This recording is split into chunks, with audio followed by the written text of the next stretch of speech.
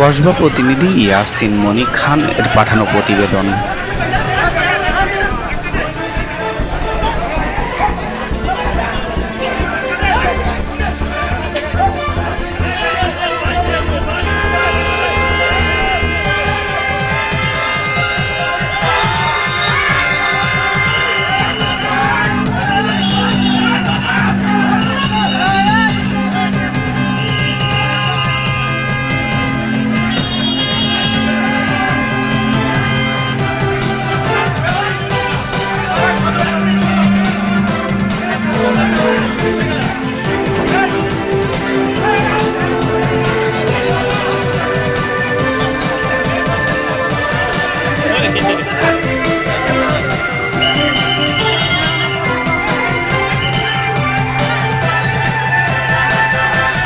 কসবায় চোরাই পণ্য জব্দকে কেন্দ্র করে বিজিবি চোরা কারবারের সংঘর্ষ।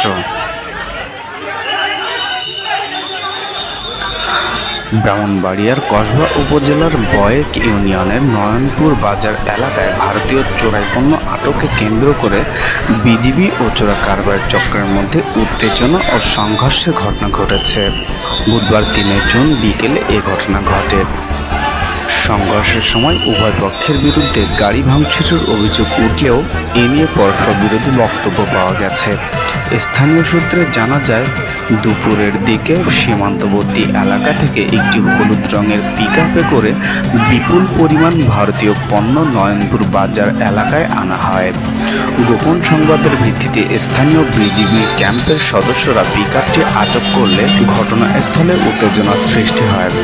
প্রত্যক্ষদর্শীরা জানান, আটককৃত পণ্যকে কেন্দ্র করে বিজিবির সদস্যদের সঙ্গে সংশ্লিষ্ট ব্যক্তিদের তর্ক বিতর্ক শুরু হয়। চোরা কারবারের চক্রের সদস্যরা দাবি করেন তাদের আনা মালামাল বৈধ এবং এগুলো চোরাই পণ্য নয়।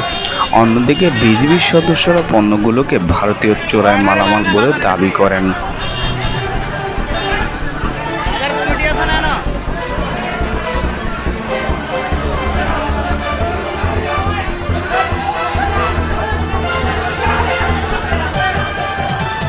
এক পর্যায়ে উভয় পক্ষের মধ্যে বাগবিতণ্ডা সংঘর্ষে রূপ নেয়। এই সময় কয়েকটি গাড়ি ভাঙচুরের ঘটনাও ঘটে বলে অভিযোগ রয়েছে। তবে গাড়ি ভাঙচুরের বিষয়ে ভিন্ন দাবি করেছে বিজিবি। তাদের বক্তব্য, চোরা কারবারি চক্রের লোকজন নিজেরাই তাদের গাড়ির গ্লাস ও অন্যান্য অংশ ভাঙচুর করে বিজিবির বিরুদ্ধে অভিযোগ তোলার চেষ্টা করছে। পরিস্থিতি উত্তপ্ত হয়ে উঠলে শেষ পর্যন্ত আটককৃত পিকআপ ও মালামাল ছেড়ে দেওয়া হয়। এই ঘটনায় এলাকায় ব্যাপক চাঞ্চল্যের সৃষ্টি হয়েছে।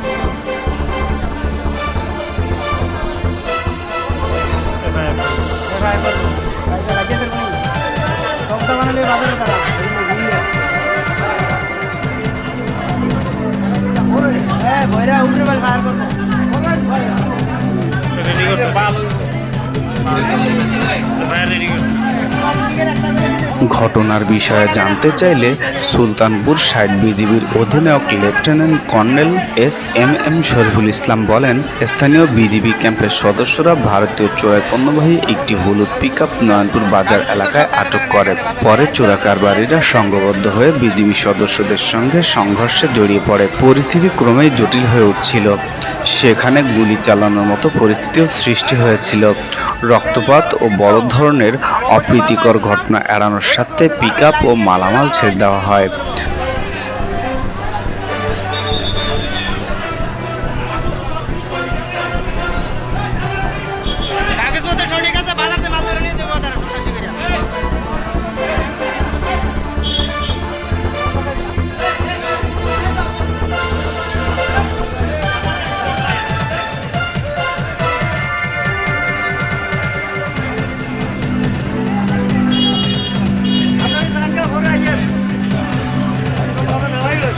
मॉडल तो कोई शक है ना, माला ये मॉडल तो माला